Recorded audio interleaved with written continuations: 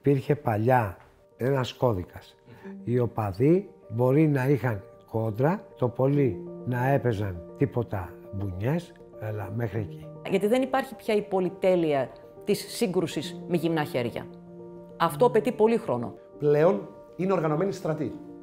Η μορφή που έχει πάρει η βία είναι πολύ πιο σκληρή και πολύ πιο απόλυτη.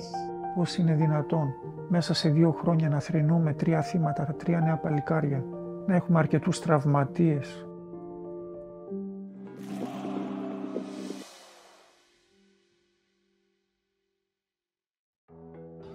For many, football will always be more than just a game, but how much more? It's a question that can no longer be avoided for fans, clubs, and the government in Greece. Match day stadiums are frequently declared no-go zones. This year's cup final held in the Panthessallikos Stadium in the seaside city of Volos between Panathinaikos and Aris was just one example. The problem for the authorities is that the violence is not confined in the stadiums, but has seeped across society. Στο παρελθόν η βία είχε μια διαφορετική φύση και μια ρίζα που δεν έχει καμία σχέση με το σήμερα. Οι οπαδοί καθόντουσαν μαζί και υπήρχε αυτό το οπαδικό πείραγμα. Εάν γινόντουσαν, ας πούμε, φασαρίες και πλακωνόντουσαν, όταν έπεφτε ο άλλος κάτω, σταματούσε. Ούτε έβγαζε κανείς μαχαίρι να τον μαχαιρώσει, ούτε τίποτα. Αυτό κράτησε μέχρι στο τέλος της δεκαετίας του 70. Λίγο πριν το 80, τα πράγματα άρχισαν να αλλάζουν. Η πρώτη ουσιαστικά δολοφονία οπαδού ήταν στη Λάρισα του Μπλιώνα, μέσα δεκαετίας του 80. Από τότε μέχρι σήμερα έχουν γίνει, να μην πω χιλιάδες, εκατοντάδες περιστατικά. Έχουμε νεκρούς, έχουμε τραυματίες, έχουμε δει εικόνες κάθε χρόνο να γίνονται επεισόδια μέσα στα γήπεδα όλων των αθλημάτων.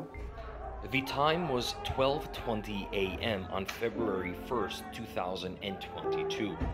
19-year-old Alkis Kabanos was hanging out with a group of friends in Thessaloniki, close to his beloved team's stadium, when ultras from another team approached them. They asked Alki and his friends whom they supported. Aris, they replied. This led to a violent attack that lasted a mere 66 seconds and resulted in the death of Alkis. He was stabbed multiple times. He was the third murder victim in 5 years, with a clear link to fan violence. Το έμαθα από ένα τηλεφώνημα που πήρε τις πρώτες πρωινές ώρες ο αδελφός μου, ο Τάσος, λέγοντας ότι σκοτώσανε τον Άλκη.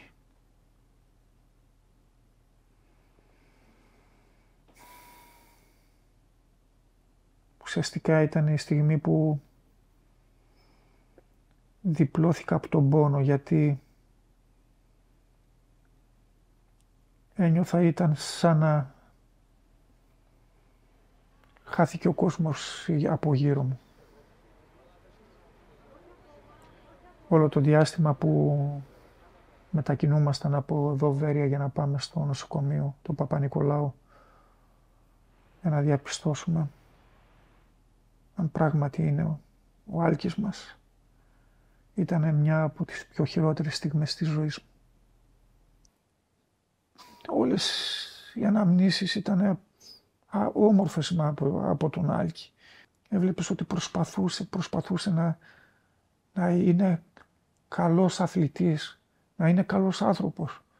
Όταν οδηγούσα και καμιά φορά εξοργιζόμουν από τις καταστάσεις οδήγησης κάποιων άλλων οδηγών, με έλεγε «Μπαμπά, να σέβεσαι τους συνανθρώπους».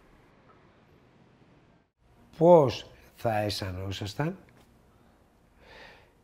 βλέποντας τους υπόλοιπους να έχουν χάσει τα παιδιά τους από βία? Πώς αισθανόσασταν, παιδιά? Η ψυχή σας. Πώς? Έσχος. Αυτά δεν πρέπει να γίνουν. Και πολλές φορές θέλω να πάρω ανάσα. Νιώθω ότι θέλω να πάρω ανάσα. Αλλά νιώθω ότι αυτός ο αέρας που αποπνέει η κοινωνία μας αναδύει μια παράξενη μυρωδιά. Στην όσφρηση μου είναι δύσοσμη. Και σκέφτομαι πώς είναι δυνατόν. Δηλαδή ΠΑΟΚ είναι Άρης και πρέπει να αφαιρέσουμε τη ζωή του άλλου γιατί επειδή δεν είναι ΠΑΟΚ. Δεν είναι τρελό. Εγώ το βλέπω τρελό. Η οπαδική βία είναι μία λέξη ομπρέλα, όπως λέμε, η οποία καλύπτει ένα πλέγμα αναζητήσεων ταυτότητας. Η μία ταυτότητα είναι αυτό που συνήθως αποκαλούμε νεανική υποκουλτούρα. Δηλαδή έχουμε έφηβους, οι οποίοι μπαίνουν στη διαδικασία χειραφέτησης και από τη γονεϊκή εξουσία και από την κοινωνία, τους προσφέρει τις απαιτούμενες, θα έλεγα, διαγερτικές εμπειρίες, τις οποίες χρειάζονται μέχρι ενός σημείου ως νέα παιδιά και ταυτόχρονα τους δίνει όλες τις δυνατότητες που χρειάζονται για να χειραφετηθούν, να αυτοπραγματοθούν και να έχουν την αναγνώριση την οποία χρειάζονται, τόσο ώστε να χτίσουν αυτή την ταυτότητα. Μια δεύτερη ταυτότητα είναι η έμφυλη.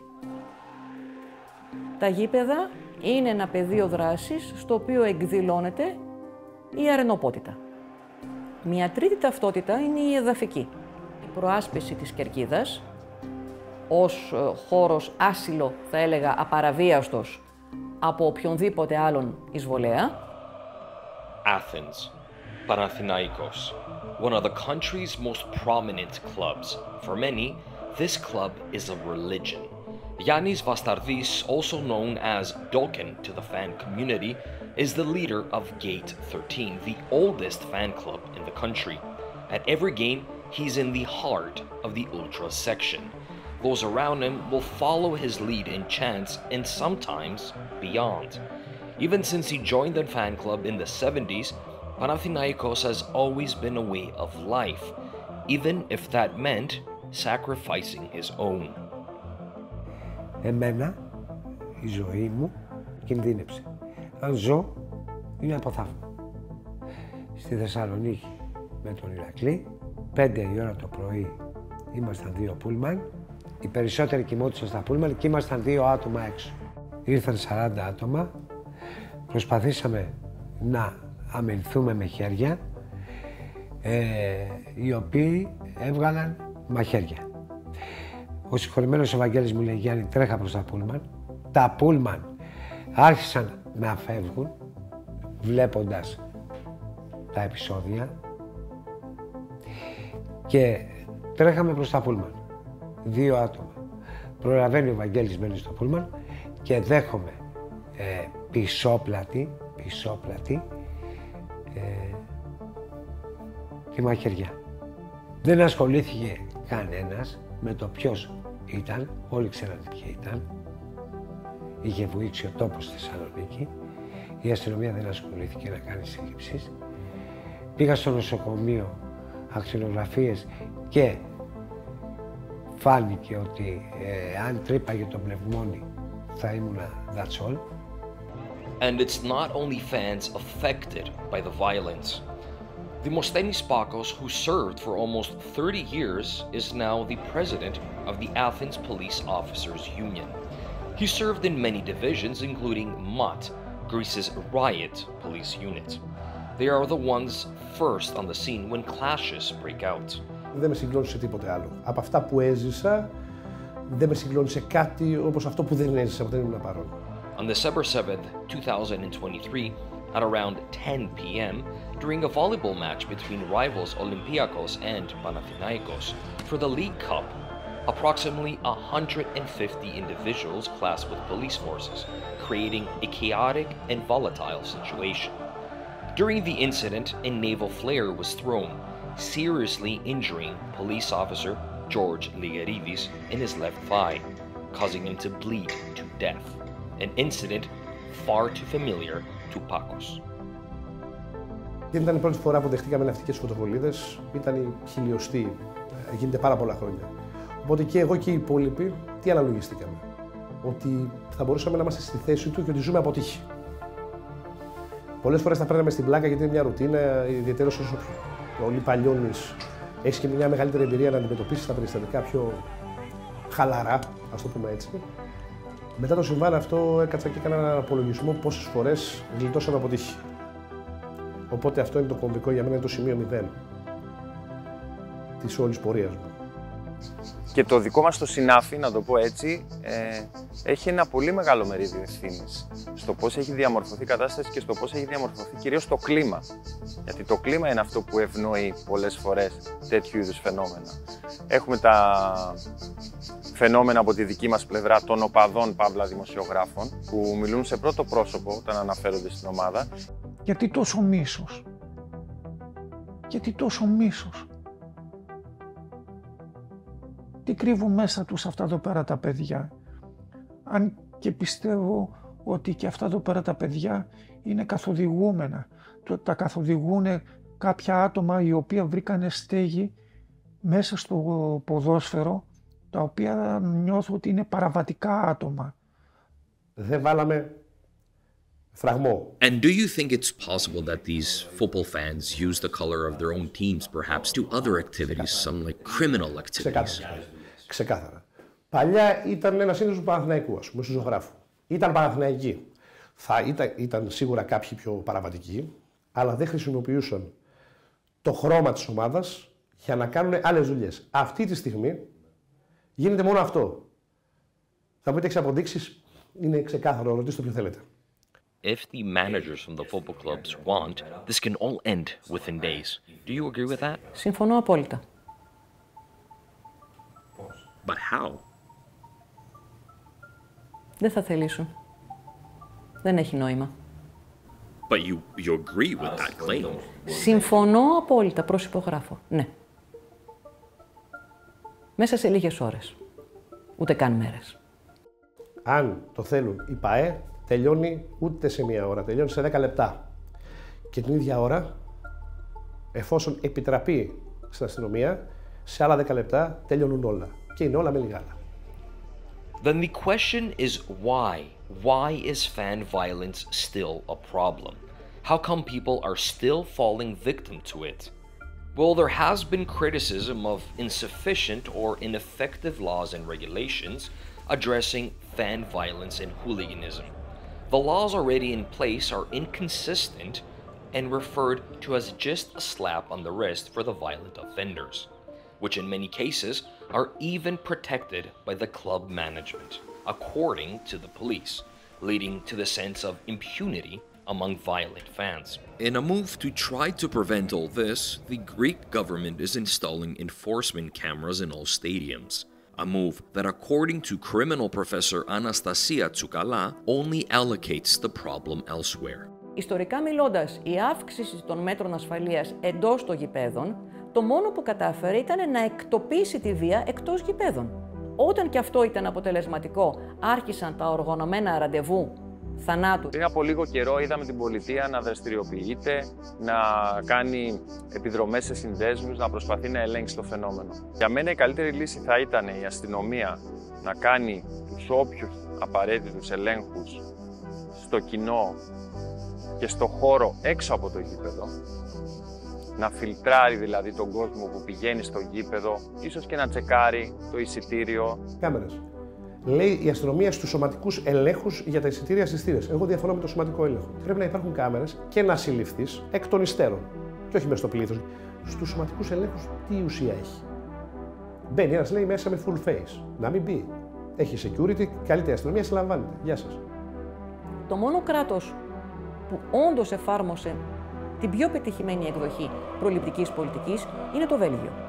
Το αιτούμενο δεν ήταν να εξαφανιστεί εν μία νυχτή η βία από τα γήπεδα, αλλά να αποκοπεί,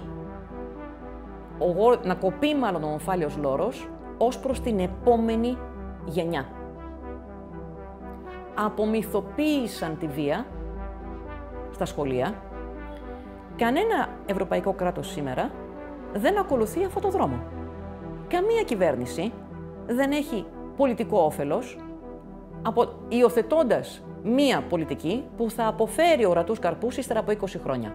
Εγώ προσωπικά αισθάνομαι ενοχός, γιατί στα τόσα χρόνια που κάνω κερκίδα, όσα έχω πει στους οπαδούς του Παναθηναϊκού, να αποφεύγω τη βία, δεν κατάφερα αυτό το αποτέλεσμα που ήθελα και δυστυχώς χάνω τη ζωή. Είμαι υπεύθυνος. But you have been part of the Panathinaikos movement for years now. Was there any moment that you were involved in any such incidents? Θέλω, θα με συγχωρήσετε, δεν θέλω να αναφερθώ στο συγκεκριμένο γεγονός. Ας αναρωτηθούμε όλοι τι γίνεται. Και να μην κλαίμε πάνω από πεθαμένους. Πριν κλάψουμε, να αναλογιστούμε όλοι τι κάναμε. Οι πολιτικοί, οι αστυνομικοί, οι απλοί πολίτες. Τι κάναμε.